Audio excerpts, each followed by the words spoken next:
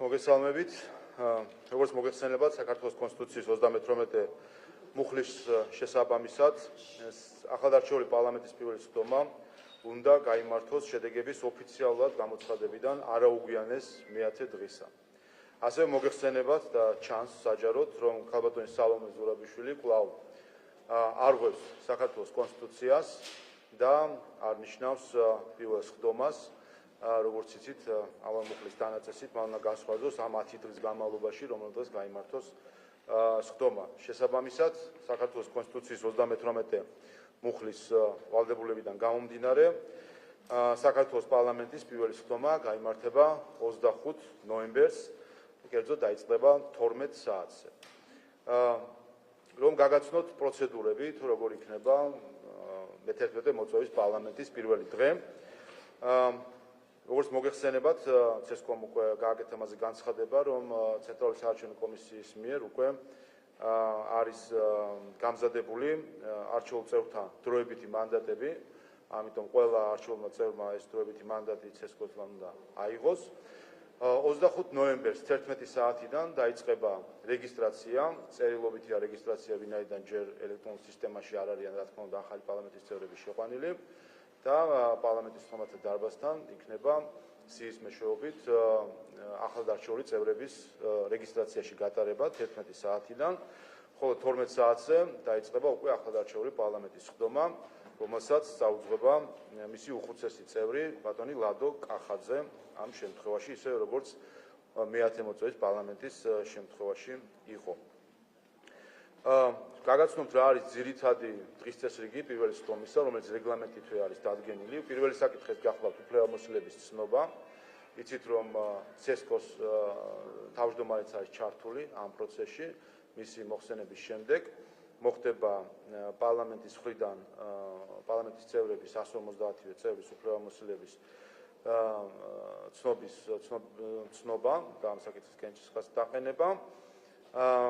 რის შემდეგაც უკვე ყალიბდება ფრაქციები შესვენების დროს და შესვენების შემდეგ უკვე ხდება წარმოდგენა პარლამენტის თავმჯდომარის კანდიდატურისა და პარლამენტის თავმჯდომარის არჩევა და ასევე პარლამენტის თავმჯდომარის მოადგილეების არჩევა.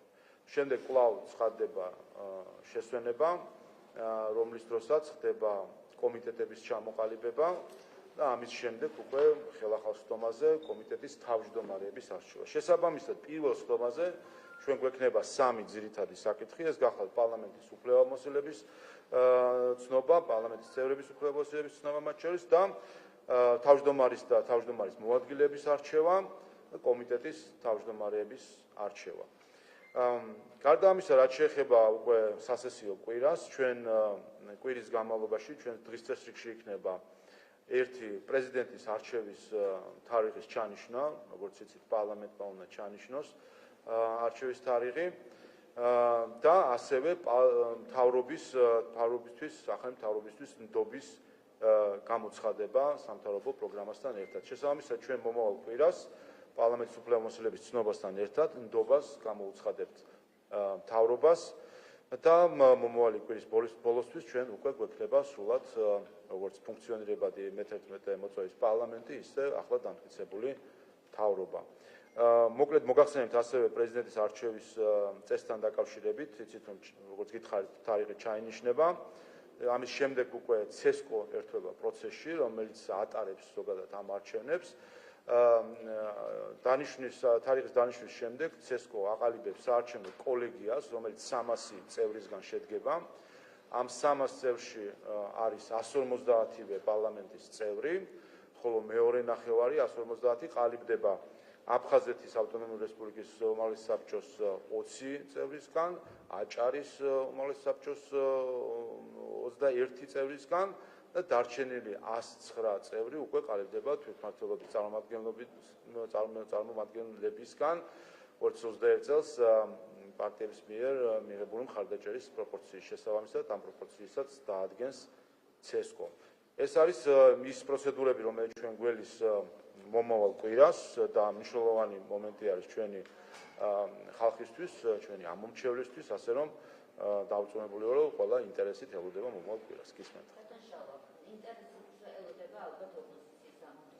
დასიზავენ ოპოზიციური პარტიები წამოწყებულ პროცესს, რომელიც რეალურად როგორც გაიყვა კანონთან შესაბამისობაში არ არის, მიიყვანენ თუ არა ბოლომდე ამ მანდატებზე იწვევენ თუ არა უარსაბობ. თქვენ როგორი მოლოდინი გაქვთ, ნახავთ თუ არა რეგისტრაციისას ორშაბათს ოპოზიციური პარტიების საკითხს? მე მგონი ეთყობა უკვე ოპოზიციას, რომ მათი ეს საუბარი იმაზე რომ მანდატებზე უარს იტყობდნენ, იყო ისეთივე თვალებში ნაცრის შეყრა, რასაც სხვა დროსაც ისედაც აკეთებენ და საბოლოო ჯამში ხედავთ, რომ ისინი ეძებენ გამოსავალს თუ ამ დამამცირებელი, მათთვის დამამცირებელი ნაბიჯი როგორ გადადგა. მათ ჩიხში დაიყენეს საბოლოო ჯამში საკუთარი თავი, აქვთ ორი არჩევანი, ან უარს იტყვიან მანდატებზე და ამით დაინგრევენ საკუთარ თავს, ან არ იტყვიან უარს მანდატებზე და ამით დაიმცირებენ თავს. და მე ვფიქრობ, რომ თქვი კიდევაც, რომ ჩვენი ოპოზიციის თავი პრობლემა არის ის, რომ მათ ღირსება არ აქვს. ღირსება იმიტომ არ აქვს, როდესაც დები სხვების სამსახურში, როდესაც ხარ უცხო ძალების ინტერესის გამტარებელი ამ ქვეყანაში. აქ პირველი რაც უნდა გააკეთოს ადამიანმა არის ღირსებაზე უარის თქმა. და როცა დავალებებით, პატრონების მითითებებით მოქმედებს ოპოზიცია, რა თქმა უნდა, ჩვენი ღირსება არ უნდა ვეძებოთ. ამიტომაც როგორც ექნებათ დავალება, ზუსტად ისე მოიქცევიან და შესაბამისად მათთვის ეს შინაგან რაღაც დისკომფორტს სინამდვილეში არ იწვევს, რომ თავს დაიმცირებენ და როგორც თავადვე აქვს შეფასებული პუფებად შემოვლენ ამ პარლამენტში და ეს უნდა ყველამ ეს კადრები უნდა აუცილებლად ნახოს, განსაკუთრებით მათმა ამორჩეველმა, რომელმაც მიუხედავად იმისა, რომ ჩვენ ვაფრთხილებით, მათ ამორჩეველსაც ვაფრთხილებით, ვისთან ქონდათ საქმე.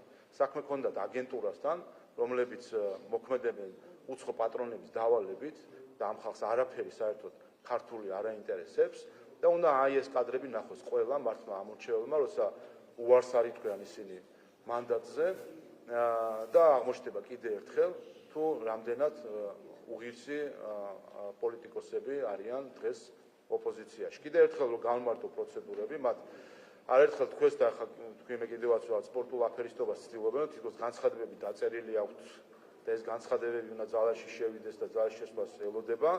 მე მქონდა კიდევაც წარმოადგინე საჯაროთაც 2020 წლის მათი განცხადებები, რომლებიც უფლებამოსილების ცნობის შემდეგ იყო დაწერილი. 2020 წელს პარლამენტის პირველი ცნობა იყო 11 დეკემბერს, ხოლო მათი განცხადებები შემოვიდა 16-ში, 17-ში, 18 დეკემბერს.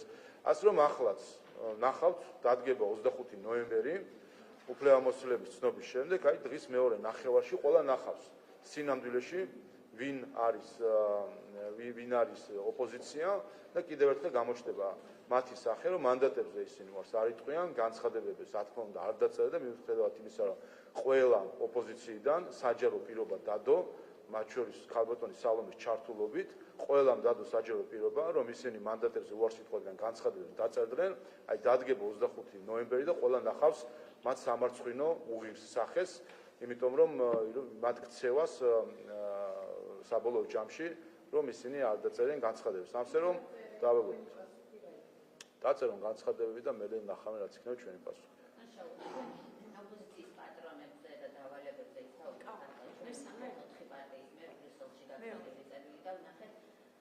პრინციპში ფაქტობრივი აღიარება იმის, რომ მართლაც ითხოვენ რამდენიმე თვით საქართველოსთვის ვიზა ლიბერალიზაციის შეჩერებას. ეს თქვენთვის მხოლოდ ანტისახელმწიფოებრივი პოლიტიკის ნაწილია თუ რამე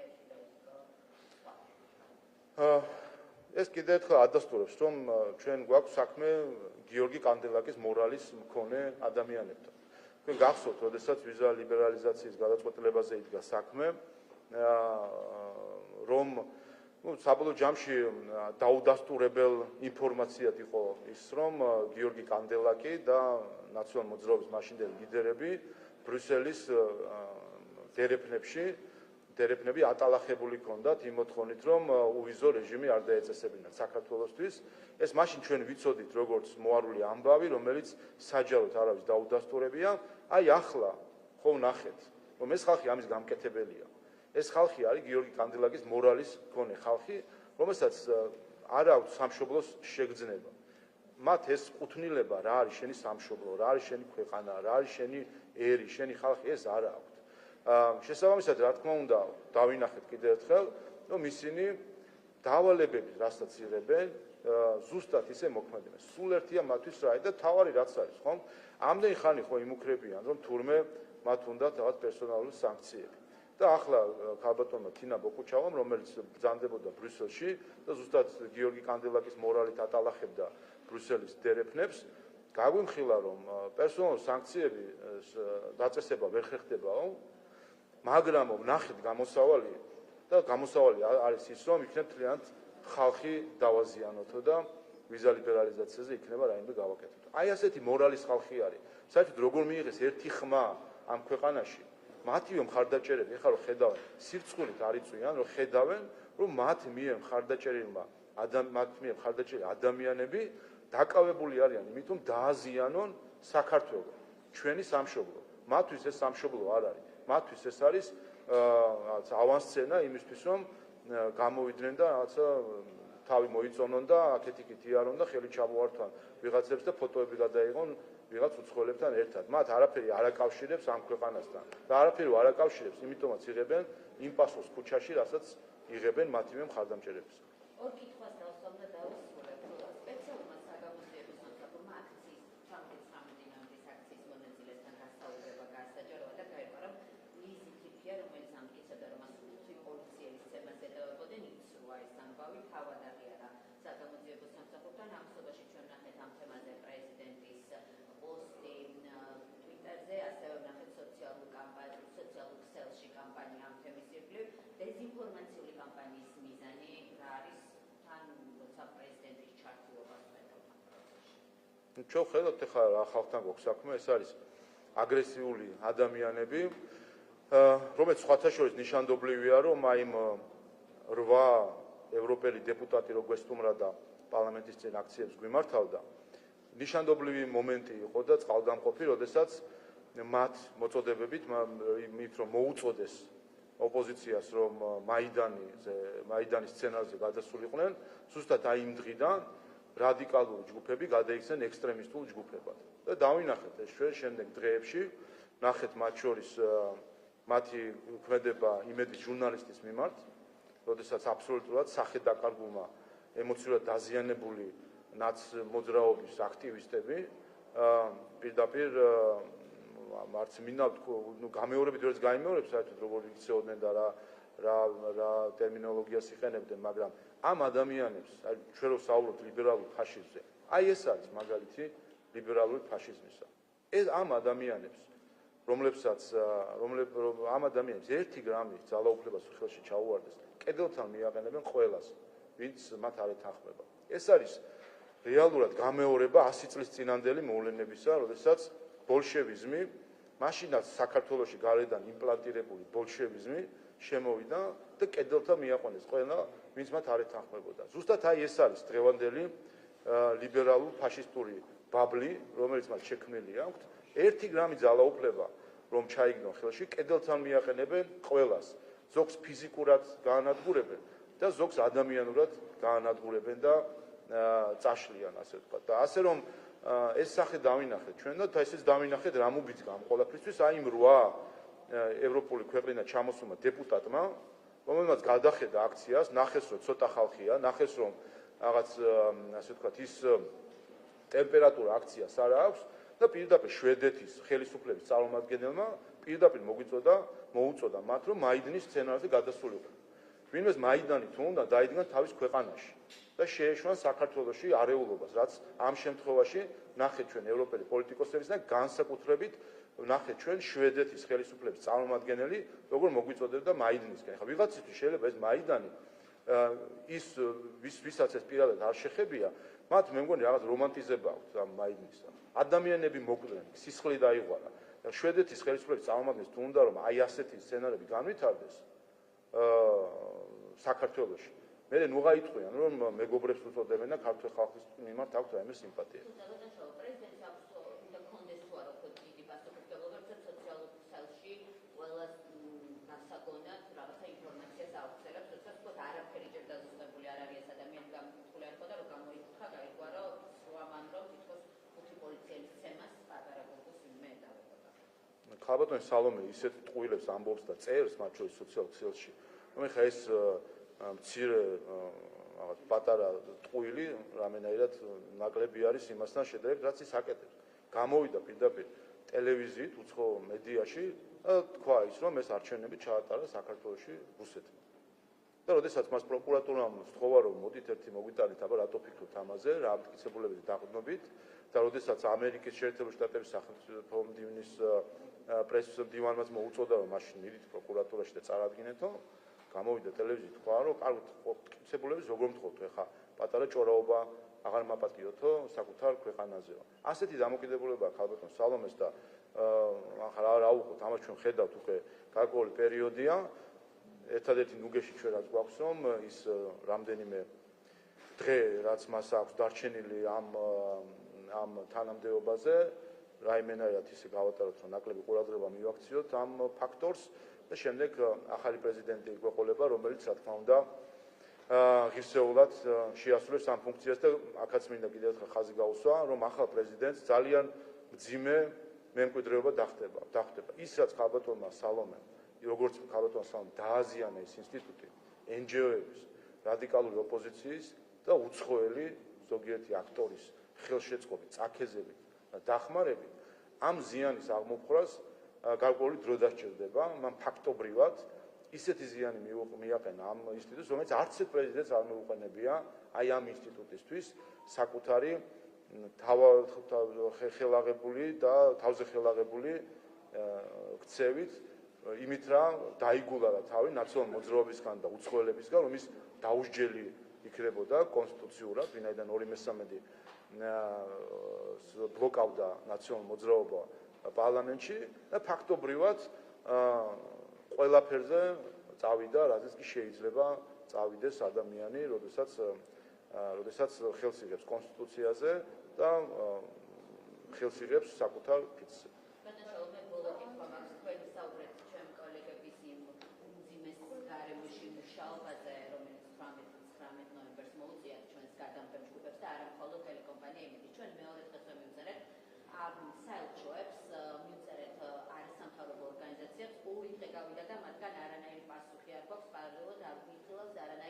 საჯარო განცხადება, რომ ვინმე ეს ფაქტი დაეგმო, თუმცა სხვა შემთხვევებში ასეთი შეიძლება ითქვას, რომ წუთებში ხდება.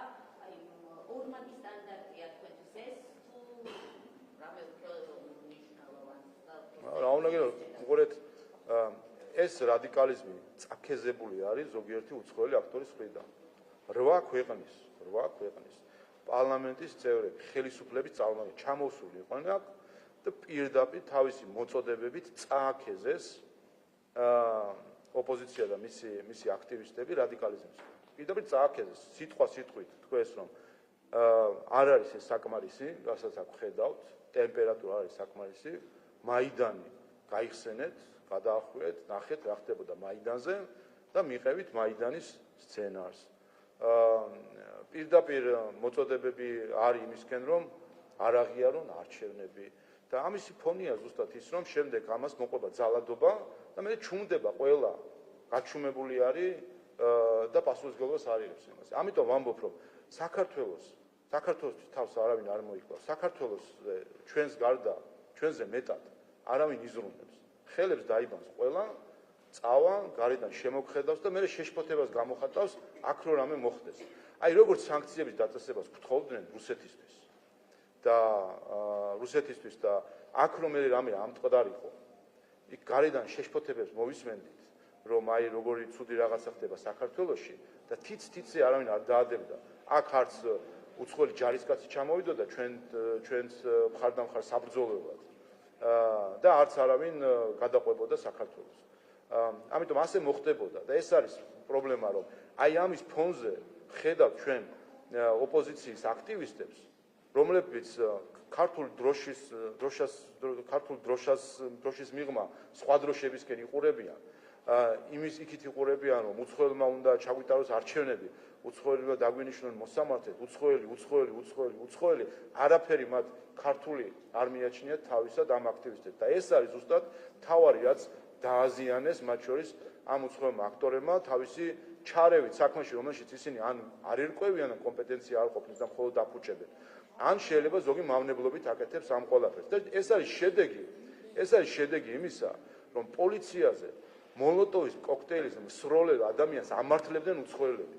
შეგახსენეთ, რომ სირცხვილია დაფინანსებული ევროკავშირის ბიუჯეტიდან და ორგანიზაცია სირცხვილიას კამპანია, რომელიც იყო მოლოტოვის კოქტეილის რომანტიზების კამპანია, დაფინანსებული იყო ევროკავშირის ბიუჯეტიდან.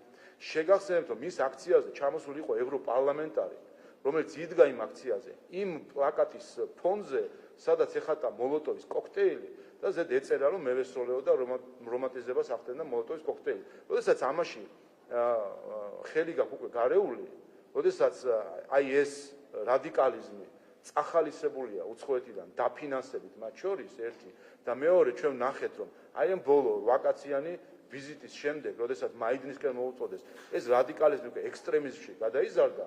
აი ამიტომ აქ დგას პასუხისმგებლობა იმ უცხოელი აქტორების, რომელიც უპასუხისმგებლოდ ერევიან ქვეყნის საშინაო ცხოვრებაში.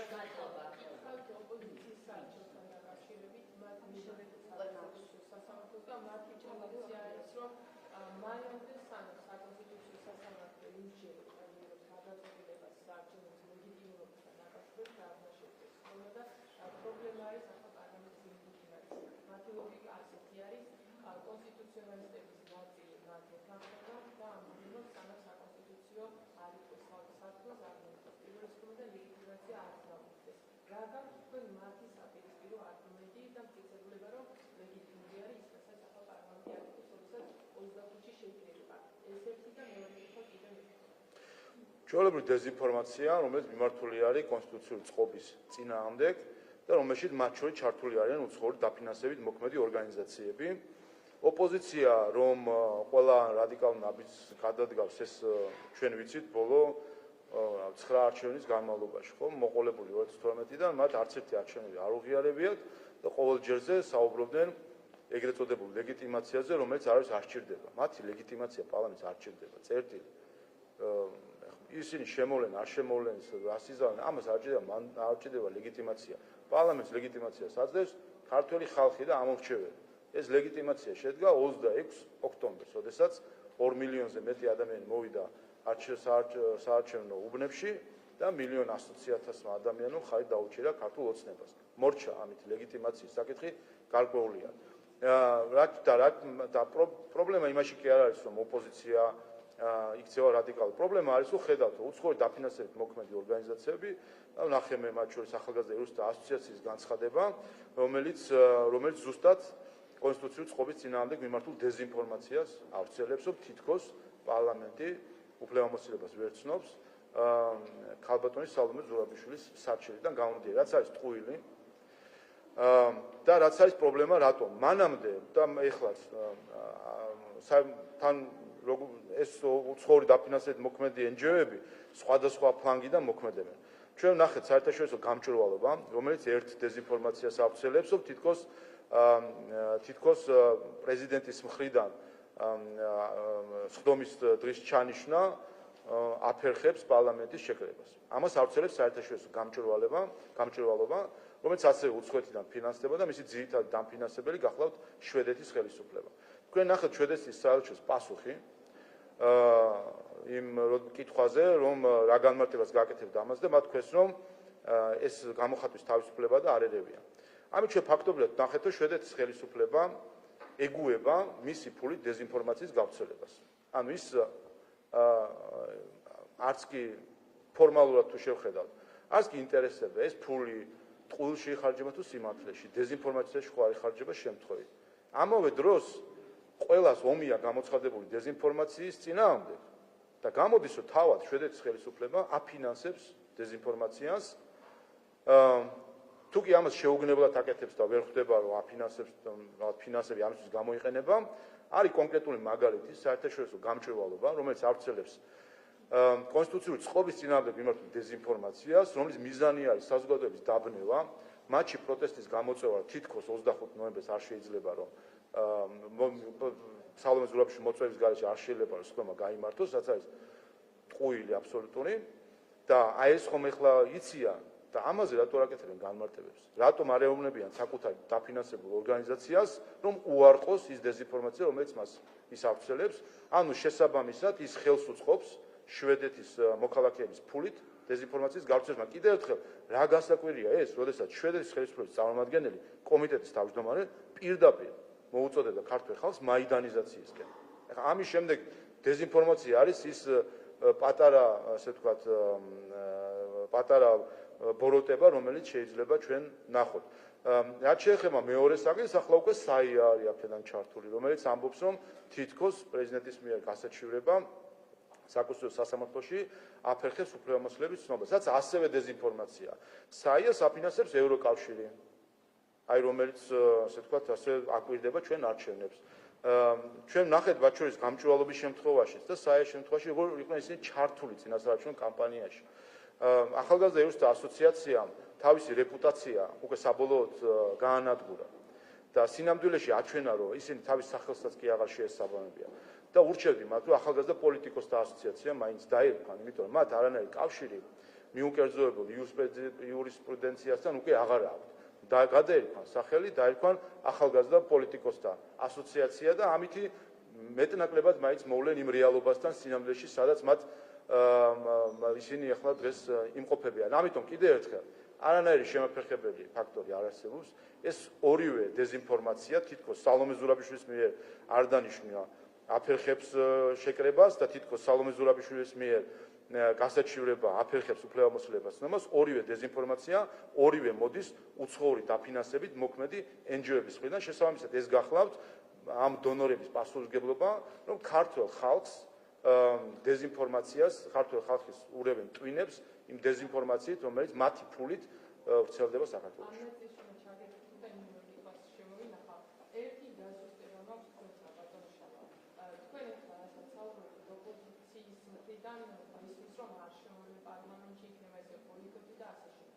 აქეთ ამბობს, რომ არასამთავრობო სექტორის ველი მოშლილი არის და ისინი საკუთარ ფუნქციას ვერ ასრულებენ და თუ ოპოზიციას პარლამენტში არ შემო, მაშინ ავტომატურად პარლამენტმა ეს პარტიო.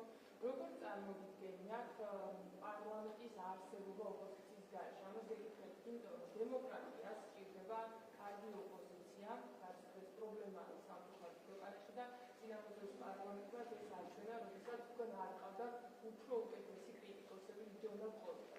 თუ არ იქნება პარლამენტში ოპოზიცია, როგორი იქნება პარლამენტი და იქნება თუ არა ისეთი, რასაც ამბობს კონსტიტუცია, რომ ის არ კონტროლებს ყველას და ყველაფერს ქვეყანაში. ანუ თქვენადაც აქამდე საუბრობთ, რომ არ იყო ისეთი პარლამენტი, როგორც უნდა ყოფილიყო, ეს ოპოზიციის ბრალი, მათ ქვეყანაში ხოლმე დესტაბილიზაცია და არეულობა იქნება. თუ არ იქნება ოპოზიცია პარლამენტში, იქნებით თუ არა თქვენ საკუთარი თავის კრიტიკოსები და საკუთარი თავის გამკონტროლებლები. უბრალოდ ყოველთვის რაც შეეხება ოპოზიციას და საერთოდ პარტიებს, ამ კარგიანობას აქვს ორი კრიტერიუმი. ერთი და უმთავრესი ამ კრიტერიუმისგან არის ის, რომ ეს უნდა იყოს პარტია, ორგანიზაცია, რომელიც წარმოადგენს თავისი ამორჩევლის ნებას. ეს არის მთავარი განსაზღვრელი. დღევანდელი ოპოზიცია, ის ოთხეული, რომელმაც ბარიერი გადალახა, ისინი წარმოადგენენ არა თავისი ამორჩევლის ნებას, არამედ თავისი უცხოელი პატრონების ნებას. ეს არის მთავარი და განსაზღვრელი პრობლემა, რაც დღეს ოპოზიციას ჭირს. და როდესაც არ წარმოადგენენ ხალხის ნებას და ხალხის ინტერესებს, ამიტომ შემდეგ აცდენილი ხარ ყველაფერში. როგორც დიდ პოლიტიკურ საკითხებში, ასე ვთქვათ, ოპონირების, ან შესაბამისი ოპონირების შესაძლებლობას, მაგალითად შეგახსენებთ რუსეთისთვის სანქციების დაწესება. აქ ჩვენ ოპონირება ვერ ვნახეთ, ან უბრალოდ რა პლატფორმა ქონდა ოპოზიციას, ერთადერთი იყო ევროპას უნდა რომ დაუწესოთ და ამიტომ უნდა დაუწესოთ. უკრაინას უნდა რომ ჩვენ დაუწესოთ, ამიტომ უნდა დაუწესოთ. მიუხედავად იმისა, რომ ამით დავანგრებთ ჩვენ ქვეყანას, დავწირავთ ჩვენ ხალხს, რახან ევროპა გვეუბნება დაუწესოთ, უნდა დაუწესოთ, რახან უკრაინა გვეუბნება, უნდა დაუწესოთ. ჩვენი ქვეყანა უნდა გადავაყოლოთ უცხოელების კარნახს. აი ეს არის მათი პლატფორმა და მათი მოკავშირე NGO-ების პლატფორმა. ამიტომ აქ აი ამ დიდ საკითხებზეც როცა რა მოლოდინი უნდა ქონდეს ოპონირების, ოდესაც ჩვენ წინ სხედან უბრალოდ უცხო აქტორების ინტერესების გამტარებელი. ხა რას ველაპარაკო, არ ჯობია მაშინ პირდაპირ ველაპარაკო უცხოელს რა თმინდა, ხა მათი ემისრები საქართველოში. და ჩვენ არ გვიზის სინამდვილეში მაგიდის მეორე მხარეს ქართველი ხალხის რაღაც სეგმენტის წარმომადგენლები. და მეორე გამსაზღვრელი კრიტერიუმი ეს არის, რა თქმა უნდა, ცოდნა და კომპეტენცია, რომელიც უნდა გქონდეთ პოლიტიკოსებს, იმისთვის, რომ რაღაც საკითხებზე სიღრმისეულად ემსჯელოთ. გადახედეთ, ხო? თენგოს დონეზე რო არის მთელი ოპოზიცია და თენგოს იმედად რო არის მთელი ოპოზიცია, იქ რა კომპეტენციაზე უნდა გქონდეს საუბარი. ამიტომ ეს პრობლემა, ეს არის სტრუქტურული პრობლემა ჩვენი ოპოზიციის, რომლის მთავარი მიზეზი არის ის, რომ ძირითადი ოპოზიცია, ანუ ის ოპოზიციური ძალები, პარტიები, რომლებსაც ბარიერი გადალახეს კონკრეტულად, გახლავთ უცხო აქტორების ინტერესის გამტარებელი საქართველოში.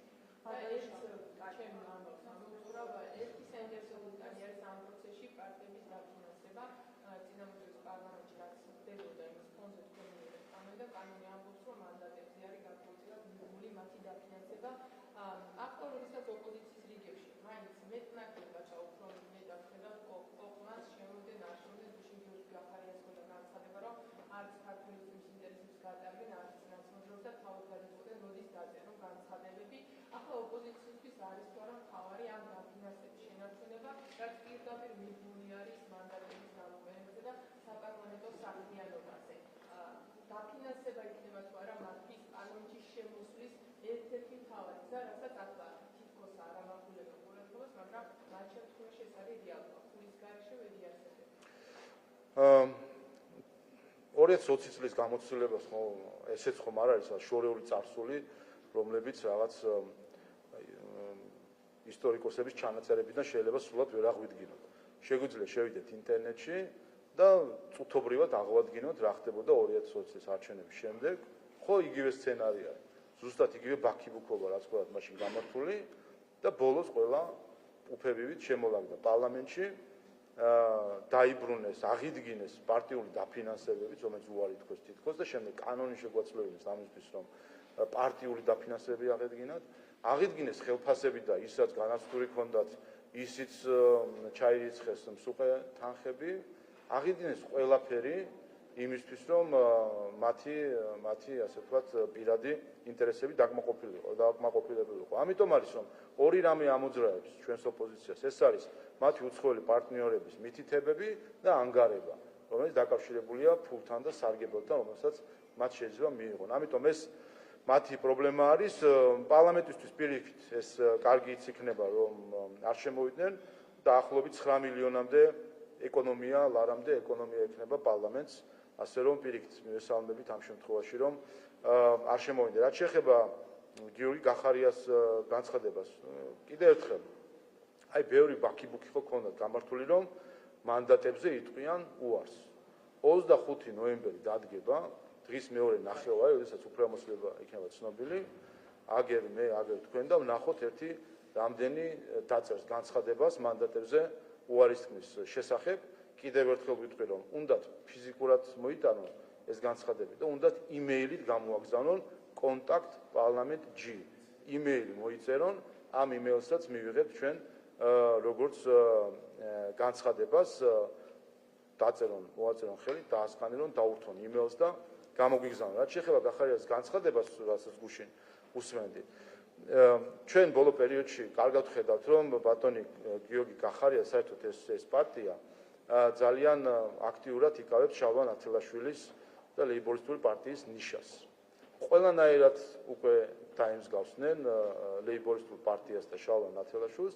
ეს ნათელაშვილის მეთოდი არის ერთი, რომ რასაც გუშინ თუ სწორედ გავიგე, რაზეც ის საუბრობდა, რომ ეს შევა მანდატზე უარს არ იტყვის, მაგრამ არ შევა შალვა ნათელაშვილის მეთოდი. როდესაც გახსოვთ, ყველა პარლამენტში ეს იაკეთებდა, არ შედიოდა, მე წერილს წერდა პარლამენტის თავმჯდომარეს, რომ არალეგიტიმული პარლამენტის, არალეგიტიმური ბატონო, ხო, ეგრეთ წოდებული პარლამენტის, ეგრეთ წოდებული თავმჯდომარეს და მიწერდა და რაღაცებს ითხოვდა ხოლმე. აი გიორგი გახარია დღეს სინამდვილეში მან ჩაანაცვლა შალვა ნათელაშვილი, პარტიულადაც ასე არიან, როგორც ლეიბორისტულ პარტიაში ნათელაშვილის მინიონები ბაძავდნენ მას მანერებით, მის პარტიაში ხედავთ, რომ მისი მინიონები პირდაპირ ბაძავენ გიორგი გახარიას, ჩვეულებრივად ჩაანაცვლა და ეტყობა გარკვეული ნიშა ასეთი არსებობს ყველა ქვეყანაში და ჩვენთანაც ნათელაშვილის ნიშა არსებობდა, ვინაიდან მისმა რეიტინგმა ჩაიწია, ახლა მისი ადგილი თავისუფალი, ასე ვთქვათ, წმინდა ადგილი თავისუფალი არ რჩება ხოლმე და მისი ადგილი ძალიან წარმატებით ვის ადგილს როგორც ჩანს წარმატებით იკავებს ბატონი გიორგი გახარია ყველაფერში. როგორც მანერით, ისე პოლიტიკური სტილით და გადაწყვეტილებებით. და ნახეთ, როგორც ჩანს ამაზე და ალბათ მოგწეს შემდეგ მე რომ ეგრეთ წოდებული პარლამენტის, ეგრეთ წოდებული თავმჯდომარის ბატონ შალვა პაპუაშვილის, ანუ აი ესეთ ცირკთან გვექნება საქმე და აი ხოს როგორი ადამიანი იყო ამ ქვეყნის პრემიერ-მინისტრი. აი ამ დონეზე რომ დაეშვება, რაღაცზე უნდა ქონდეს იქ საერთოდ საუბარი. კიდე ერთხელ თქვენ ეს სიტყვა მანდატებზე უარს ვიტყვითო? შეასრულონ ეს სიტყვა, თუ კი თავის სიტყვის შემსრულებლები არიან. 25 ნოემბერი დადგება დღის მეორე ნახევარი და ვნახავთ ამ ოპოზიციას რამდენად შეუძლია საკუთარი სიტყვის შესრულება.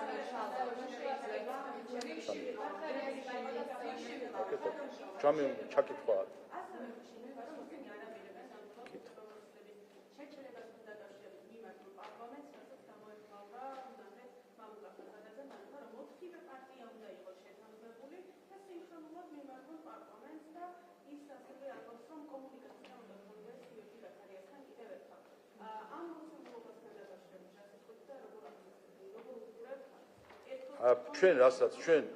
ჩვენ რასაც ახლა უყურებთ და განსაკუთრებით ხო ხედავთ გამოფხიზლებას მათივე მხარდამჭერებში. რატომ არის რომ აი მოწოდებაზე არის და მათი მხარდამჭერების 5%-იც კი არ გამოდის, 1%-იც კი არ გამოდის მათ დაძახილს. რატომ? იმიტომ ყველა ხედავენ რამდენად უღირს ადამიანებთან გვაქვს საქმე. როდესაც ადამიანი დგება ღალატის გზაზე, როდესაც ადამიანი დგება უცხო ძალების სამსახურში, იქ უკვე ღირსება, სახის შენარჩუნება, ამ ყველაფერზე საუბარი არის ზედმეტი. ჩვენ ხო ამაზე ვსაუბრობთ ზუსტად. საარჩევნო კამპანიის დროსაც ხო ამაზე ვსაუბრობთ. ხო ამას ვამბობდით და წინასწარ მეტყველებდით, რომ ასე მოიქცევიან ეს ადამიანები, ასეთია მათი ნირი, სხვანაირად მოღალატეები არ იქცევიან. აი როგორც დადგა მომენტი და გამოაჩინეს თავისი სახე საბოლოო ჯამში, ამიტომ ნურაფერს ამ ხალხისგან ნუველით, ეს ხალხი მოქმედებს ჩვეულებრივად მათი უცხოელი პატრონების დირექტივებით, რა დირექტივად ჩაუვარდებათ, იმ დირექტივით იმოქმედებენ. ის რომ გახარია ახლა ასე აალაპარაკეს, როგორც ჩანს იმზადებენ ახლა საფუძველს და უნდა ყავდეთ ყინულმჭრელი, რომელიც ყველაზე ღირსება დაკარგული იქნება მათ შორის, რომ აიღოს თავის თავზე რაღაც ასე ვთქვათ ნაბიჯის გადადგმა იმისთვის, რომ ის რაზეც გააგიჟეს თავისივე ამომრჩევლები ემოციურ ემოციურ სტრესში ჩააგდეს ლამის, ხომ? რომ ტყუილით, რომ თითქოს ამ ქვეყანაში რაღაცა მოხდა და არჩევნები გაყავდა და ასე შემდეგ, აი ხა დახავთ თქვენ თვითონ რას მოიმოქმედებენ ისინი 25 ნოემბერს.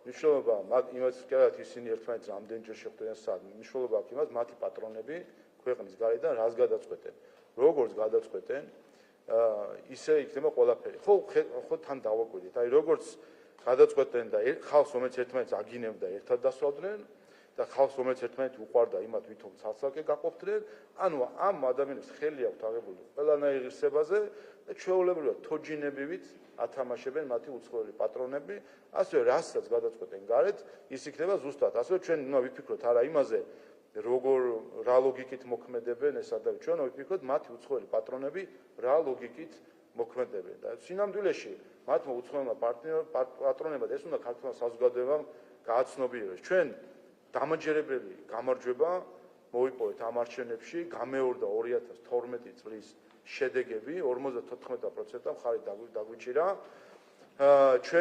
მაგრამ ჩვენმა მოწინააღმდეგემაც იმ ძალამ რომელიც მართავს გარედან ამ მათ ყველას იმათაც მიაღწიეს წარმატებას სინამდვილეში თუ დავფიქრდებით მათ შეძლეს რომ ნაციონალურ მოძრაობა დაეშალათ 4 ჯგუფად და ქართულ საზოგადოების ნაწილი გარკვეულწილად შეეყვანათ შეცდომაში რომ თითქოს ეს არის სხვადასხვა ძალები დაეშალათ 4 ჯგუფად და 4 ჯგუფის უზრუნველყოთ რომ 4 ჯგუფს გადაელახა საარჩევნო ბარიერი მე არ მგონია რომ ასე ადვილად გაუშვებენ მათი უცხოელი პატრონები ხელიდან ამ შედეგს და ამიტომ ქართულ საზოგადოება ჩვენ 26 ოქტომბერი გავიმარჯვეთ და ვიზეიმეთ 25 ნოემბერსაც პარლამენტი შედგება და ჩვენ ვიზეიმებთ, მაგრამ ქართველი ხალხი კვლავ უნდა კონცენტრირდეს და მობილიზდეს, იმიტომ რომ საფრთხე არსად არ წასულა.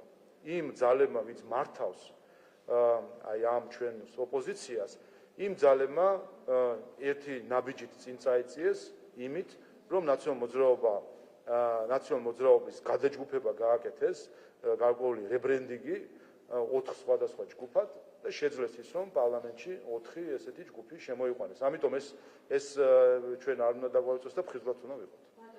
ევროპარლამენტში 29 ნოემბერს დაამტკიცებენ რეზოლუციას, რომლის რამდენიმე ვარიანტი უცნობი არის და ამ რეზოლუციაში საუბარი იქნება პერსონალურ სანქციებთან დაკავშირებით.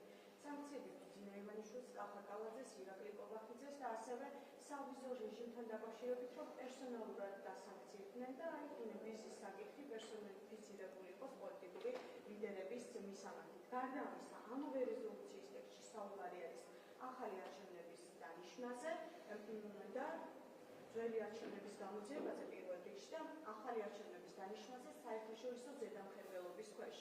რა შეგიძლიათ გითხრათ ამ რეზოლუციაზე, რომელიც 28-ში განიხილება ევროპარლამენტში და რომელიც პერსონალურ სანქციებს ითვალისწინებს? ჩვენ უნდა ალბათ ნაბიჯ მივყვებით ჯერ ევროპარლამენტის იმ რეზოლუციას შევასრულებთ, რომელიც ითხოვს, რომ მიხეილ სააკაშვილი გავათავისუფლოთ. შემდეგ შევასრულებთ ევროპარლამენტის იმ რეზოლუციას, რომელიც ითხოვს, რომ რუსეთს და სააკაშვილი გავათავისუფლოთ და ამით საქართველოში იქნება რაღაცნაირად ავრიოთ. მე შევასრულებთ იმ რეზოლუციას, სადაც მოგვიწოდებენ, რომ რუსეთს საქციები დაუწესოთ და ამით იქნებ ჩვენი ქვეყანა დავანგრიოთ და ხალხი დავაზიანოთ და შემდეგ ამ რეზოლუციასაც თუ მიიღებენ, დავფიქრდებით, რომ ეს მესამე რეზოლუციასაც ყურადღება ხომ არ მივაქციოთ. აი ეს ხო აჩვენებს სინამდვილეში რამდენად არასერიოზულ ხალხთან გვაქვს საქმე, როდესაც საუბრობთ გარკვეულ ჯგუფზე ევროპარლამენტარებისა, მათ შორის იმ პოლიტიკურ კორუფციაზე, რომელიც სამწუხაროდ ევროპარლამენტში არის.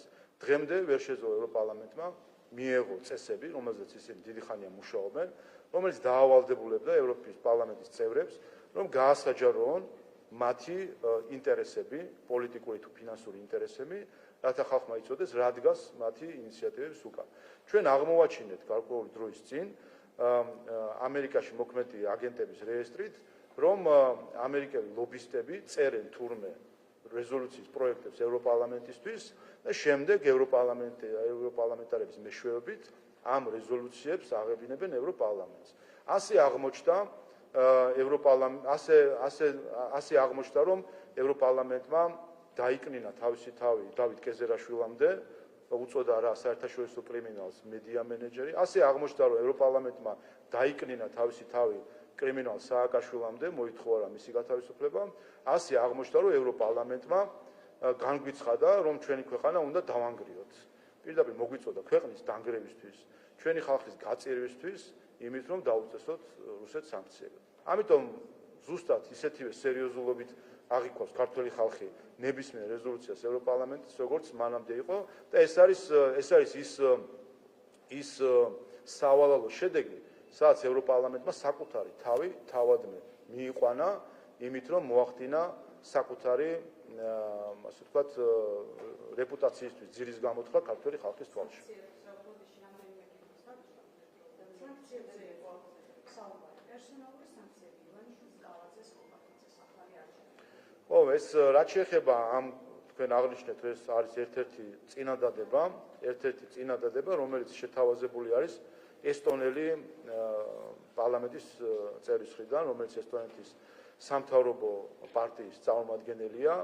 აქაც კიდევ ერთხელ ერთ რამეს დავფიქრდები. ძალიან სამწუხაროა, რასაც ჩვენ ხედავთ ზოგიერთი ბალტიის ქვეყნის წარმომადგენლების მხრიდან. რატოღაც აღმოჩნდა, რომ ლიეტუველი თუ ესტონელი ზოგიერთი პოლიტიკოსი არის ყველაზე აგრესიული ქართველი ხალხის წინააღმდეგ. არ ვიცი რა დაუშავეთ მათ, რაღაც საბჭოთა კავშირის დროს ეწყინათ ჩვენგან თუ იმის შემდეგ ეწყინა, არ ვიცი მე, მაგრამ კიდევ ერთხელ ამ ხალხმა ყველაზე კარგად იცის ვინ ვართ ჩვენ. შეიძლება, არ ვიცი, ესპანელი თუ ბელგიელი არ გვიცნობდეს ვინ ვართ ქართველი ხალხი, არ იცოდეს რა ხასიათი გვაქვს, მაგრამ ლიეტუველებმა და ესტონელებმა ხომ კარგად იციან ჩვენი ხასიათი ვინ ვართ. მოსკოვიდან ჩამოსულ რევიზორებს არ ვეგუებოდით ჩვენ და ეხლა უნდათ მათ, რომ ტალინიდან და ვილნიუსიდან ჩაგვინაცვლონ მოსკოვი და აქ რევიზორებად მოგვევლინონ, როგორც მოგვევლინეთ ცოტა ხნის წინ პარლამენტის წევრები, რომელმაც აქ აქცია ჩაგვიტარეს და მანამდე შეგახსენებთ ლიეტუვის საგარეო საქმეთა მინისტრი, ესტონეთის საგარეო საქმეთა მინისტრი იდგა მიტინგზე. ამ ხალხს როგორ უნდა ველაპარაკოთ ჩვენ საერთაშორისო სამართლის ნორმების დაცვაზე საერთოდ, როდესაც ასეთ რამეს ხდება. ამიტომ კიდევ ერთხელ ჩვენ ველოდებით ბევრ უცნაურობას ევროპარლამენტის რეზოლუციაში. სადაც აქვე დავით კეზერაშვილი მათი მეგობარია, მიხეილ სააკაშვილი მათი მეგობარია და ქართველი ხალხი მათი მეგობარი არ არის და მოგვიწოდებენ სანქციები დაუწესოთ რუსეთს, ეხლა იქ ყველაფერი შეიძლება ჩაიწერონ. აი ეს არის სინამდვილეში ის სავალალო შედეგი, რომელსაც ჩვენ ვაფრთხილებდით ყველა ელჩს, ევროკავშირის ელჩიდან დაწყებული, ევროკავშირის წევრი ქვეყნების ელჩებით დამთავრებული ყველას ვაფრთხილებდით. ამ ნაბიჯებით ერთადერთი რასაც ისინი აკეთებენ ევროპარლამენტი თუ ევროპა ზოგადად, ისინი აზიანებენ არა საქართველოს ხელისუფლებას, ისინი აზიანებენ არა ქართველ ხალხს, არამედ აზიანებენ საკუთარ რეპუტაციას ქართველი ხალხის თვალში და ამას მიაღწიეს სამწუხაროდ.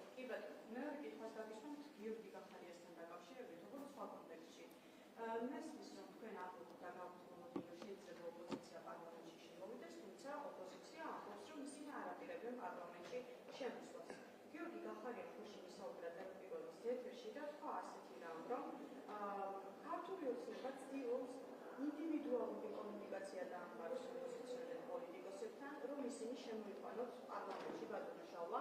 მეტიც გახარია ვარაუდობს, რომ თქვენ ახლა ფიქრობთ, რამდენი გადაუხადოთ ოპოზიციას, რომ ისინი პარლამენტში შემოვიდნენ. რადგან ამბობს გიორგი გახარია, თქვენი ყოფილი, ესე ვთქვათ, ლიდერი, ასე რომ ვთქვათ, შესაძლებელია მას ჰქონდეს კიდეც ინფორმაცია ამ საკითხთან დაკავშირებით. რაც იქვით თქვენ, რომ გახარია ამბობს, რომ ოცნება სთავაზობს ოპოზიციას მე ხო გითხარით რომ შალვა ნათელაშვილის დაემსგავსოთ ხო?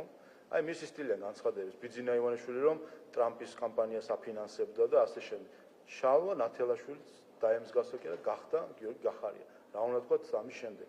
და კიდევ ერთხელ ვიტყვი 25 ნოემბერი დადგება და ვნახავთ მანდატებზე იტყვია თუ არა. ის სპორტული აფერისტობა რაც უნდა ეხა შემოგთავაზო, შესვლა არ შესვლის სიტყვების თამაშით, რომ თითქოს პარლამენტში შემოსვლა გულისხმობს პარლამენტის შენობაში ფეხის შემოდგმას და ამას თვლიან და ისინი თუ პარლამენტის კედელთან დადგებიან შემოსული არ იქნებიან კედლის გარედან და კედლის შიგნიდან თუ დადგებიან შემოსვლა ჩაიწევენ ეს ტყუილები მოუყვნენ თავის ყველაზე რადიკალ მხარდამჭერებს იმიტომ რომ მათი არარადიკალი მხარდამჭერებს არ დაეჯერა მანდატებზე უარს ვამბობთ ხო თქვენ აი მანდატებზე როგორ იტყვიან უარს გამოჩნდება 25 ნოემბერს მანდატებზე უარის თქმა ხდება არა აქ შემოსვლით, შემოფრენით, ჩამოხტომით და პარლამენტის კედლების მოფერებით, არამედ ეს ხდება განცხადების დაწერით. 25 ნოემბერს ვნახავთ გახარიასაც, ხაზარაძესაც, გვარამია მელიასაც, გვარამიამ ჭკუა იხმარა და სიაში არც არის და მას არ მოუწევს განცხადება, მაგრამ მელიას ხო მოუწევს და ქალბატონ თინა ბოკუჩავას და მის გუნდსაც აი 25 ნოემბერს ვნახავთ როგორ დაწერენ განცხადებებს მანდატზე უარის თქმისა და ვნახავენ რაც თავარია მათი მხარდამჭერები პირდაპირ ვნახავენ რას მისცეს და ვის მისცეს ხმა.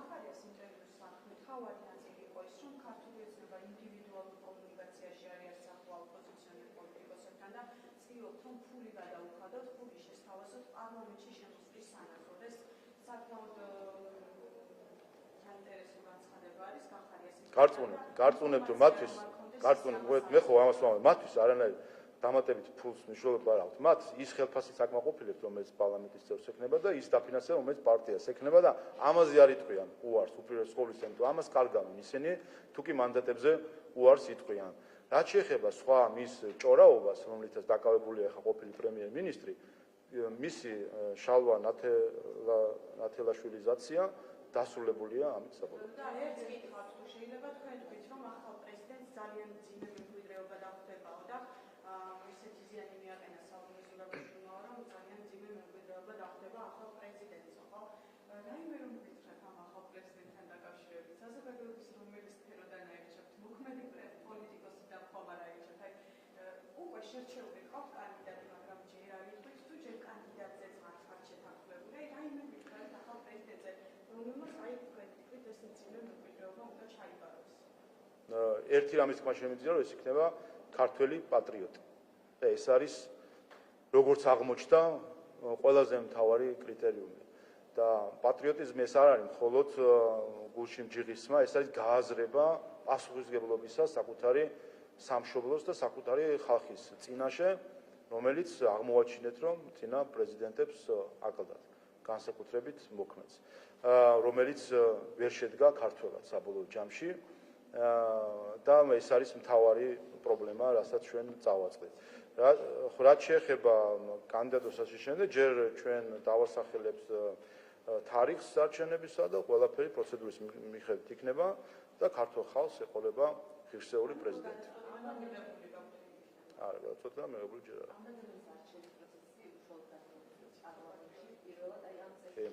ხო, ამაზეც გეტყვით, ბარემ შეიძლება საზოგადოებრივ და საინტერესო იყოს. როგორც იცით, ჩვენ ორი საკითხი არის, არჩევა პრეზიდენტის და ინაუგურაცია პრეზიდენტის, ბარემ მთლიანად ეს საკითხიც რომ მოვახსენოთ საზოგადოებას. პირველად მოხდება არაპირდაპირი არჩევა საქართველოს პრეზიდენტის, რაც არის და ამით ჩვენ დავასრულებთ სრულად საპარლამენტო რესპუბლიკაზე გადასვლას, მისი ყველა ვიზუალური გამოვლინებებითაც, ასე ვთქვათ, და აღქმებითაც კი. და მე როგორც გითხარით, 300 წევრით გაშენდა კოლეგია იქნება, რომლისგანაც ნახევარი არის პარლამენტის წევრები, მეორე ნახევარი აჭარა აფხაზეთის უზენაესი საბჭოები და ადგილობრივი თვითმმართველობის წარმომადგენლები. არჩევნები შედგება პარლამენტის შენობაში, ჩაატარებს მას ცესკო. პროცედურები ჩვენ უკვე მოფიქრებული გვაქვს, როგორც იქნება, სხდომათა დარბაზში მოეწყობა როგორც არჩევნო უბანი, ასე ვთქვათ, და თავად წესი კანონი ითვალისწინებს, რომ არჩევნების დღეს 9-დან 2 საათამდე 5 საათიანი არჩევნები ტარდება, ასე ვთქვათ. მოდის კოლეგიის წევრები, მოდიან კოლეგიის წევრები. არის ღია კენჭისყრა, ბიულეტენით, ასე რომ აქ პრობლემა არ იქნება ფარულობის, სადაც მონიშნავენ, იქნება ურნა, როგორც ჩვენ ჩვეულებრივ არჩევნებიდან ვიცით, მოკლედ ცესკოს დაახლოებით ვიზუალით, ურნებში და არა ელექტრონული თვრელებით ამ შემთხვევაში განთავსდება ბიულეტენები. შემდეგ დაითვლის ამას ცესკო, ეს ყველაფერი პირდაპირ ეთერით გადაიცემა და ყველა ნახავთ, აქ პარლამენტში შევეცდებით, რომ საზეიმო ვითარება იყოს თქვენთვისაც მათ შორის. თუ კი კანდიდატურა 2/3-ს ვერ მოიპოვებს, ანუ 200 ხმას, ამის შემდეგ ტარდება მეორე ტური და უკვე ნახევარზე მეტი ხმის მიღებით ხდება არჩევა. რაც შეეხება ინაუგურაციას, ალბათ ესეც მნიშვნელოვანი არის, ჩვენ კანონში შევიტანეთ ცვლილებები, უბრალოდ დავაზუსტეთ კანონით, ვინაიდან გახსოვთ, რომ ინაუგურაცია სხვადასხვა ადგილას ტარდებოდა ხოლმე და როგორც წესი ახლად არჩეული პრეზიდენტის გემოვნებაზე იყო ხოლმე დამოკიდებული. აქაც ჩვენ მივყევით იმ ტრადიციას, რომელიც არის საპარლამენტო რესპუბლიკებში და ინაუგურაცია ჩატარდება პარლამენტის სასახლეში. ასე რომ ეს ინაუგურაცია, როდესაც შედგება არჩევნების შემდეგ, იცით რომ მესამე კვირა დღეს ტარდება ინაუგურაცია და იქნება პარლამენტის სასახლეში და ესეც იქნება მნიშვნელოვანი მომენტი ჩვენი საზოგადოებისთვის. აი, ჩვენთან დაკავშირებით გითხავთ, თუ შეიძლება ბატონშალო, მოლოდინები როგორი გაქვთ, იმიტომ რომ არის მოლოდინი, რომ არც ერთი ევროკავშირის სახელმწიფოს ელჩი არ იქნება წარმოდგენილი მე-15 მოწვევის პარლამენტის პირველ სხდომაზე, არც ამერიკის და ასე შემდეგ. თქვენ გაქვთ კომუნიკაცია, დაპატიჟეთ, მოიწვიეთ უკვე ელჩები? არა, არ მომიწევია, მე მოწვევები უკვე დავაგზავნე გუშინ წინ. პირველ სხდომაზე პარლამენტზე მოწვეული არიან მთავრობის წევრები და კონსტიტუციური ორგანოების წარმომადგენლები, რაც შეეხება ელჩებს, ისინი მოწვეული არ არიან პირველ სხდომაზე. ვინაიდან ეს გახლავთ ჩვენი შიდა ასე ვთქვათ, სახელმწიფოების საკითხი, რაც შეეხება არჩევნებს და პარლამენტის პირველ სხდომას და მათ შორის უცხოელების არასწორი გავლენის მინიმიზების მიზნით მნიშვნელოვანია, რომ ელჩების თუ სხვა ქვეყნების ჩართულობა ამ პროცესში აუცილებელი არ არის და ჩვენ ქართველებმა უნდა გავაცნობიეროთ, რომ ეს გახლავთ ქართული საქართველოს პარლამენტი, რომელშიც წარმოდგენილი იქნებიან ახლად არჩეულ პარლამენტის წევრებთან ერთად წარმოდგენილი იქნებიან მთავრობა და კონსტიტუციური ორგანოები.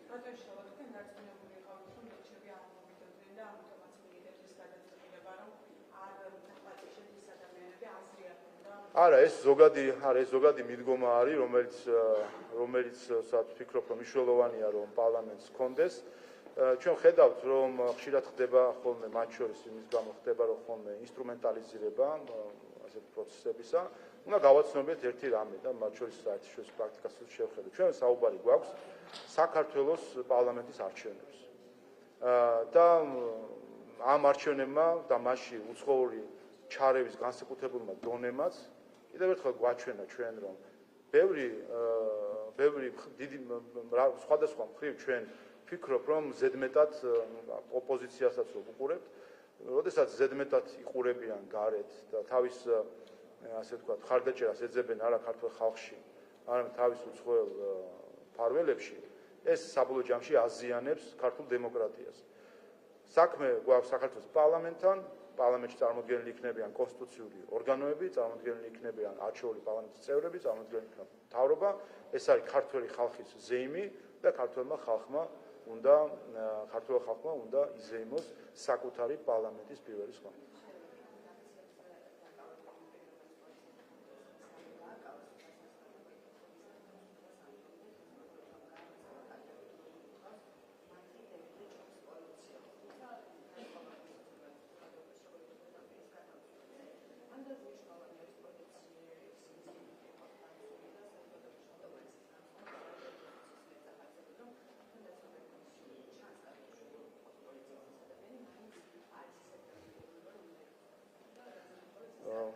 ოპოზიციას არანაირი უნარი არ აქვს რამე წაახალისონ სამწუხაროა ეს უცხოეთიდან ხალისდება. მათ შორის განსხვავება ხო არ არის მოლოტოვის კოქტეილ მსროლელ გრიგორიადისის შემთხვევასთან შედარებით. ადამიანი ცდილობდა ცოცხლად დაეწო პოლიციელი. ადამიანი ცდილობდა ცოცხლად დაეწო პოლიციელი და მას გამოესარჩლა ევროპარლამენტის წევრები, გამოესარჩლა უცხოეთიდან დაფინანსდა კამპანია მისი ციხიდან დასახსნელად, რა თქმა უნდა ეს ახალისებს შემდეგ სხვას, რომ მან ჯოხი აიღოს და პოლიციელზე გაიწიოს. ეს წახალისებული არის უცხოეთი, რაც არის სამწუხარო, და მათ შორის მე გუშინ ვნახე სხვათა შორის კადრები სოციალურ შემთხვევით ამერიკის სამთავრობო არქივის რადიო თავისუფლების ვიდეო, რომელიც იწყება იმ მომენტიდან, როდესაც ეს ადამიანი ჯოხით გარბის და ამოჭრილი არის მანამდე 2 წამი, სადაც ჩანს როგორ ურტყავს პოლიციელს ზურგიდან ჯოხს. აი რა არის ხა ეს ქცევა თუ არა წახალისება შემდეგ ძალადობისა. ამიტომ ეს არის გამოწვევა ჩვენი და ამიტომ ამაზე მე დიდი ხანია უკვე ვესაუბრებოდი ელჩებს, დონორებს, რომ არ შეიძლება. უკვე აღარც ვიცი როგორ ახსნა ეს ყველაფერი. ხან გაეროს კონვენციებზე ვსაუბრობ, ხან ადამიანურ ღირებულებებზე ვსაუბრობ, მაგრამ სამწუხაროდ ის შემთხვევაში ყრუ კედელს ვაწყდები. როდესაც ადამიანებს ვეუბნები, რომ იცით რა, თქვენი მოქალაქეების ფული, ევროპელი მოქალაქეების ფული, რომ იხარჯება ასეთ ლამაზ ქვეყანაში, რომელიც მოგწონთ, ხო მოგწონთ მისი მთავარი და კულინარია, ხო? და მარტო ეს ხო არ არის ჩვენი ქვეყანა. ჩვენი ქვეყანა ხო სახელმწიფო და მისი საზოგადოების მშვიდობიანი განვითარება არის. აი ეს ქვეყანა ასე თუ მოგწონთ, თქვენი მოქალაქეების ფული, რომ იხარჯება ამ ქვეყანაში მოლოტოვის კოქტეილის რომანტიზებაში. ამას რა დავარქვათ? დავარქვათ ის, რომ დავაბრალოთ თქვენს უცოდინრობას, რომ ვერ ხვდებით და ვერ აქცევთ ამას ყურადღებას და გიჭირთ ამის გაანალიზება, რომ ფული, სამხარეს ფული, მეორე მხარეს კოქტეილი და შუაში არის ამისი რეკლამა და პოპულარიზაცია და აი ეს ფული რომ ამას ხმარდება. ან არ ესმის ვიღაცას, ან მავნებლობს ვიღაცას. არც ერთი არის კარგი შემთხვევა, არც მეორე არის კარგი შემთხვევა. ამიტომაც ვამბობთ ჩვენ და ჩვენი წინასაარჩევნო კამპანიაც ხო ამაზე იყო სრულად და ქართულ ხალხმა ხო ეს გააცნობიერა, რომ ჩვენზე მეტად ჩვენ თავზე არავინ არ იზრუნებს საერთოდ ამ დედამიწაზე. სახელმწიფოები იმისთვის არის შექმნილი, თავის ინტერესებზე ზრუნავს ყველა და ჩვენს გამო თავს არავინ არ მოიკლავს და არ გადაყვებაზე. ამიტომ ამასაც დაუშვებენ, რომ მოლოტოვის კოქტეილის იყოს, თუ კი ეხლა ზედმეტად თავს არ შეიწუხებენ ყოველ შემთხვევაში და ეს ვნახეთ ჩვენ. არანაირი დაფინანსება ამ ორგანიზაციას ევროკავშირისგან არ შეწყვეტია. და ეს შეგახსენებთ, ეს ის ორგანიზაცია ევროპის დემოკრატიის ფონდი, რომელიც სპეცსამსახურის მეთოდით ჩუმად აფინანსებს საქართველოში პარტიებს, რადიკალურ აქტივისტებს და ასე შემდეგ და რომელსაც მართავენ ევროპარლამენტარები. აი ეს პარლამენტარები მე რეზოლუციებს ვიღებენ, რომ ქართველებო მიდით აბა ეხა სანქციები დაუწესეთ რუსეთს, დაინგრეთ თავიო. აი ეს ევროპარლამენტარები იქ ხედან და ფულს არ ნაწილებენ. ის ევროპარლამენტარები ჩვენ რო გეუბნებიან, რომ დავით კეზერაშვილიო, კაი კაცი არისო, კრიმინალი კი არ არისო, მედია მენეჯერია. აი ეს პარლამენტარები არ იგებენ ფულს. ის ევროპარლამენტი, რომელიც გეუბნება ჩვენ პარლამენტარებს გეუბნება, რომ მიხეილ სააკაშვილი გაუშვით ციხიდან, აი ეს ხალხი არ იგებს აქ ჩუმად ფულს.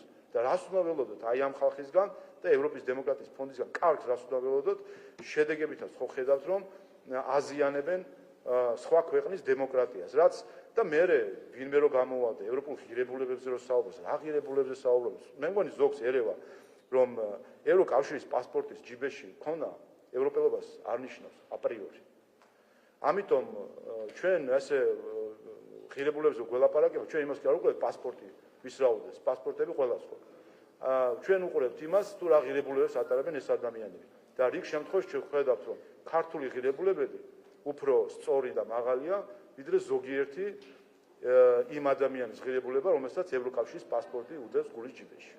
ალბათ.